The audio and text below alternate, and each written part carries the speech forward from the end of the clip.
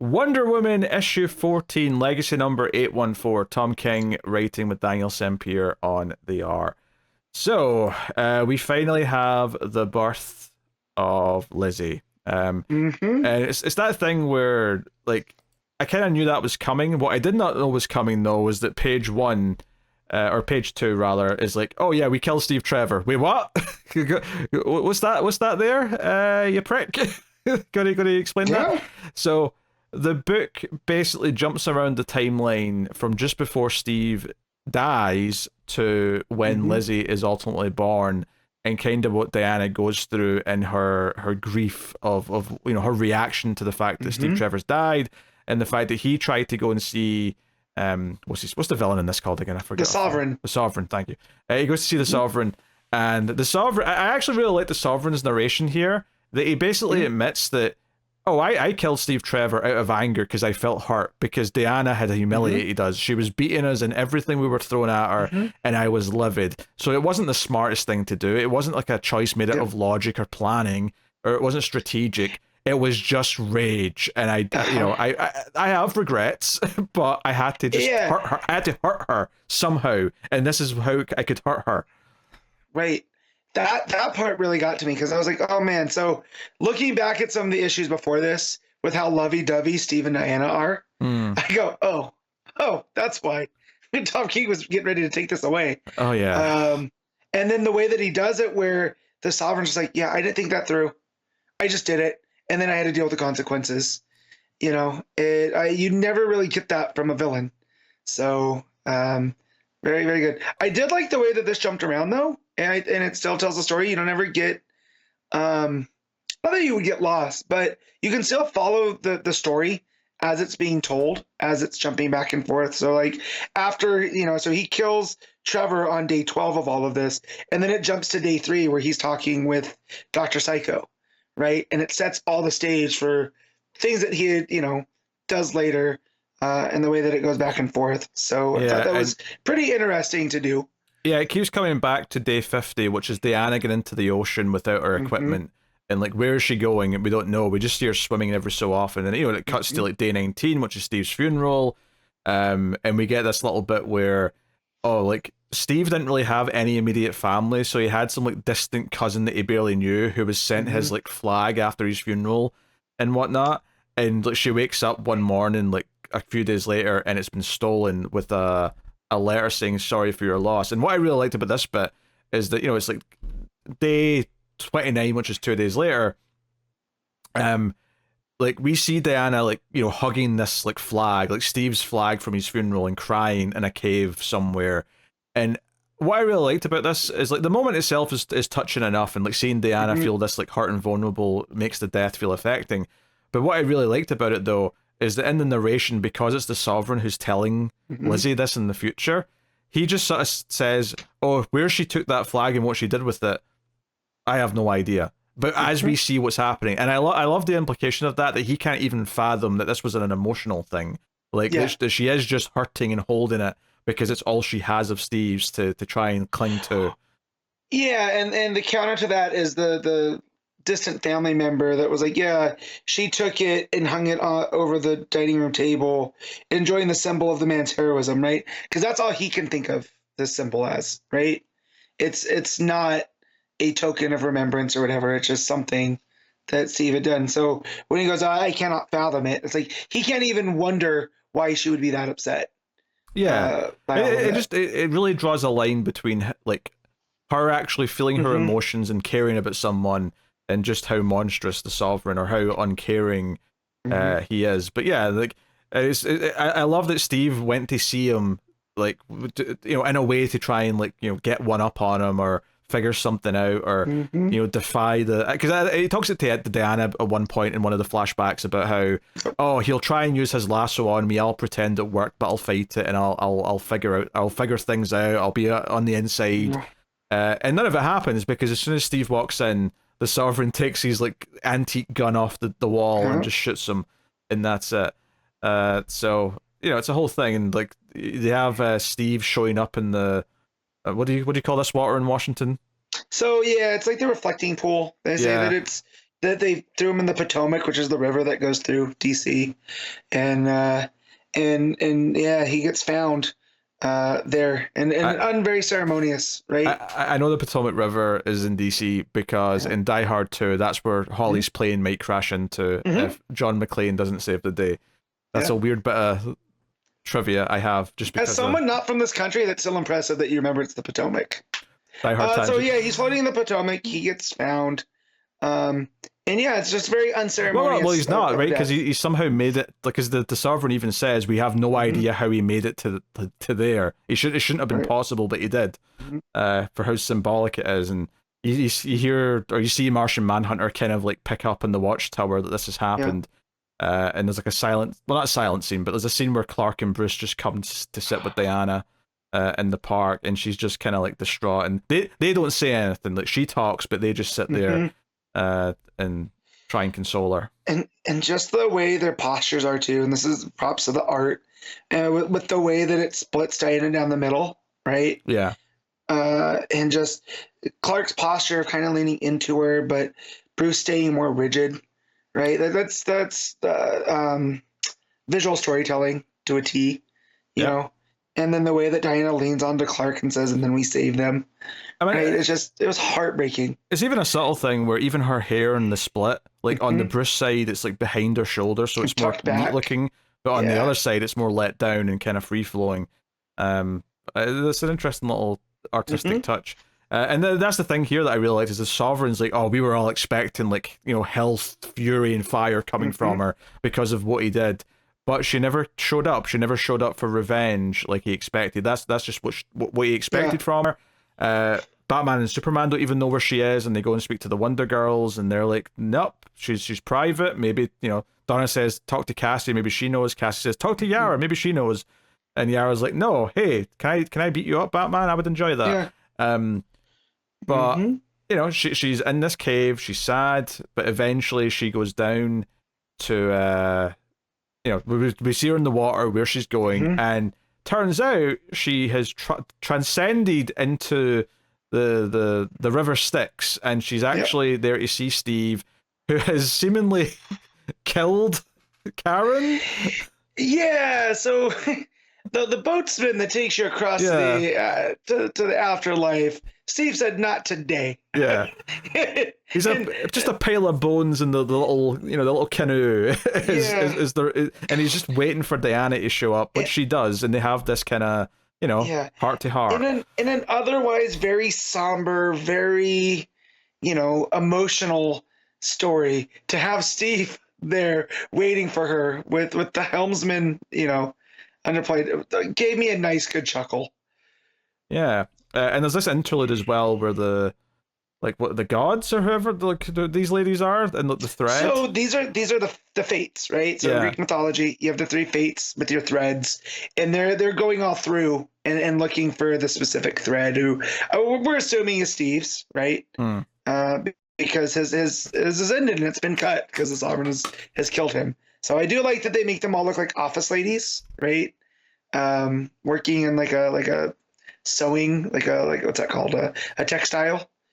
Because as I was reading this and I knew it was building up to revealing how Lizzie comes to be, I was kind of thinking, when it flashed back to like Diana and Steve flirting before his death, I thought, are they going to have sex that night? And this day number is going to be how many days pregnant she's been. Like day one's going to be like 1 day pregnant, and then 50 days pregnant, and so on. Obviously that's not where it goes, but even when she meets him in the afterlife, or in the river to the afterlife, and they're sort of like hugging and stuff, and they're revealing how they feel about each other, and all the rest of it. Basically, I thought, are they going to like have sex here? And this is going to be how Lizzie's conceived, and she's kind of special because she's conceived by someone who's already dead, or something like that. That's not where it goes though. Although what did come up here is that Steve mentions his grandmother, who sort of helped raise him, was named Elizabeth, and I went, oh, hold on a minute. Hold on just a minute. That's tracking here. So I like how he says, so there's the Diana's hugging him from behind, and he's looking off, right, into where he knows he has to go, and he's like, she was all right, tough, arrogant, really funny, to the day she went. I've always wanted to talk with her again. So it's almost like he's looking over there for this lady, you know. Yeah, and it also kind of like brings back up the idea that even when Diana was trapped on her own, and like she had this realization that part of Steve's soul was with her, and that's going to sort of still be there even when he's gone now. And obviously it's very symbolic for what people talk about when someone passes away anyway. Yeah. But it definitely brings this idea of like, well, if she's losing him, then she wants a new life, kind of like in her life, right? Something that's a part of Steve. So while it's not a traditional conception in the grand scheme of things, like Steve very much is the father of Lizzie, right? And you know, like part of his soul or life force or whatever is part of what she is. Yeah, and like you say, there's a lot of nice art here of them looking over, and you've got the sort of northern lights behind them. I mean, that's what it looks like anyway. Yeah, no, it does. It's definitely, it's ethereal, right? That bottom panel, at you know, with them in kind of that mist, with the way the colors hit and everything. Yeah. Yeah. So it's basically, this is a way for like Steve and Diana's like, you know, life or love to continue on some way after. And the final pages is Diana on the beach. Well, no, actually, there's another scene going back to them talking back in day one, which also kind of sets up some of this. This is the scene actually where she talks about the soul. That wasn't the same scene as the boat. Forgive me. Yeah. But yeah, Diana takes a lock of her hair, kind of like crushes it in her hand, and it becomes red and blue, and then forms into like a golden strand of hair, a golden thread, if you will. And the final page is her, you know, the wet sand is like clay. She's formed a baby, and she's touching it with the little strand and praying to Hippolyta that, hey, much like once upon a time Aphrodite gave me life, grant this life, this clay life, you know, Elizabeth Marston Prince being the name that she's naming it, based after Steve's grandmother. And obviously, you know, the other name comes from the creator of Wonder Woman, William Moulton Marston. I appreciate as well that even though I was already thinking that Steve is spiritually the father of this child, that even the Sovereign says that. Even the Sovereign says, you know, refers to Steve as your father in the narration here, which I thought was a nice touch. Yeah, he says your mother placed a couple threads of soul upon the child, hers and your father's. And you're just like, oh, okay. Yeah. You know? I mean, obviously, we expected at a certain point that Lizzie was going to be born this way. This was going to be just like Diana, born of clay. But I think the build up to it and the fact that it's kind of like a way for Steve to live on in some way does work quite well. Like, I mean, I think his death had impact. Like, seeing her reaction to it had a lot of impact, and then this being her way of like, okay, keeping that love alive in some way through a child. I don't know, like it all worked for me. I'm interested to see how this actually plays out now going forward, now that the baby's going to exist in the story with Diana, right? Because obviously we've been having fun with all the backups and stuff, and obviously the Sovereign's telling the story to Lizzie in the future, but now that she's actually going to have a baby around, like, what are Batman and Superman's reactions going to be when she shows up with a kid? Where'd that come from? Yeah, like, Clark's kind of like, you just don't end up with a baby. You know, like, tell that to your parents, bud. Yeah, I wonder. You know, I can almost see a joke where the Wonder Girls sort of like, oh wait, this is the Wonder Girl by birth. This is our version of Damien. Yeah. God damn it. Oh God, and that's where you know, Cassie is like, not another one. Yeah, I just love if you transpose the Wonder Girls to the Robins, Donna's the Dick. Obviously, Cassie is the Jason, Tim. I guess. Oh no, because next is Jason, and then Yara would be Tim. Yeah. No, I agree. Personality wise, I'd swap them around. Yes, but in terms of the order, that's the order. And then yes, the one that's actually the child of the character is the fourth one. So Damien equals Lizzie. Yeah, well, and you could do the same with the super family, right? You have Kara, you have Connor, and then the fourth one is John, right? And who is Lizzie close with? Yeah, it's Damien and John. Yeah, it depends how you're counting them, but yeah, if you count Kara as the first one, yeah, that works. Yeah, interesting. But I don't know, just fun to think about. Although it is part of why comics are so goddamn impenetrable, because there's so many goddamn characters now. But still, yeah, I mean, I love this issue. It was great to be back in this style of storytelling for this book, because obviously we had to take 3 months off to go do all the absolute power stuff, Yeah. which was good from a sense that obviously it lets Sampeere get ahead and whatnot, but Yes. it felt really good to be back in this style of storytelling. It starts with a bang, with a gunshot, almost literally, and from there kept me on my toes. I love the emotional response to what happened.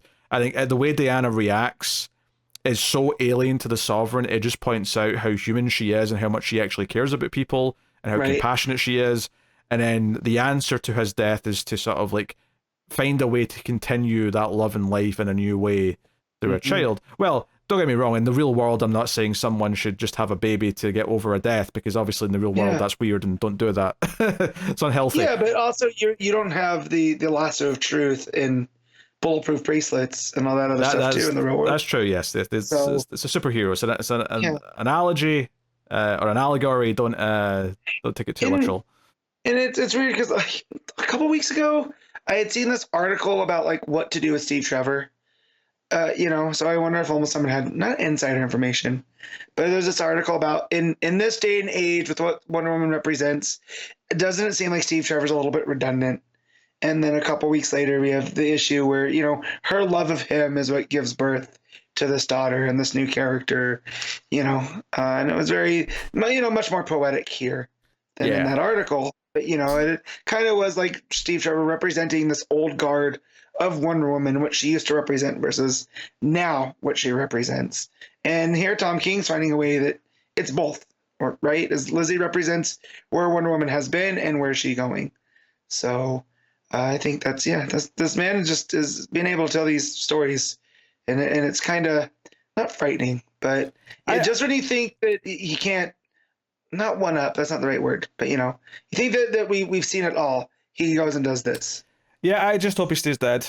And to be fair, they have kept Alfred dead much longer than I thought they were going to, so I hope this sticks for a long time to give this weight. Keep him away from Superman. I don't need Superman to have more dead characters. Right? Takes Alfred, takes Steve. I don't want to think about who he's taken. He's got his sights on over in Metropolis. To be fair, I think Steve's death is much better than Alfred's. I think Alfred's death's been used really well since he died by other writers, but Steve's death itself is actually quite good. Yeah, whereas here I fully believe that Steve's dead. When Alfred died, I thought there was going to be a gimmick to it, something at play.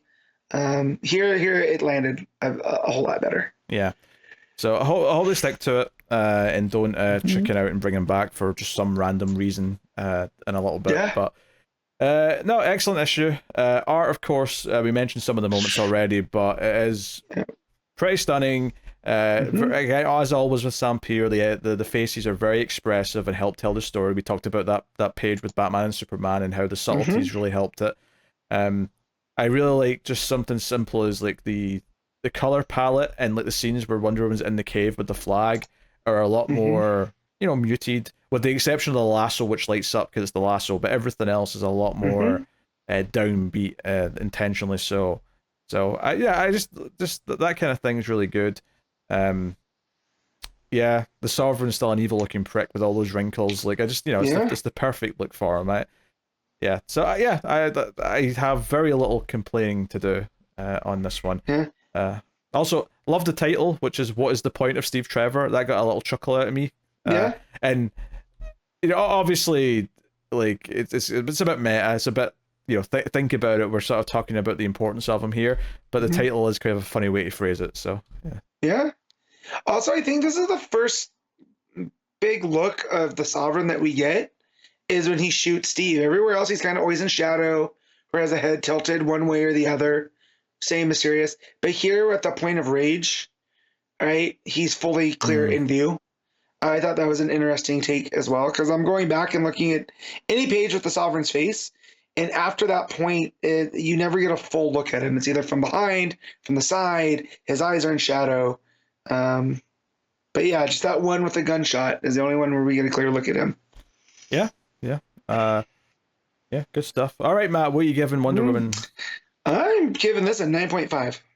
Oh, yeah. I mean, it's at least a 9. Emotionally affecting for sure. Yeah. I'll just go 9 out of 10. I'll keep my head a little out of the clouds, but it was excellent. So happy to have this main story back in the book.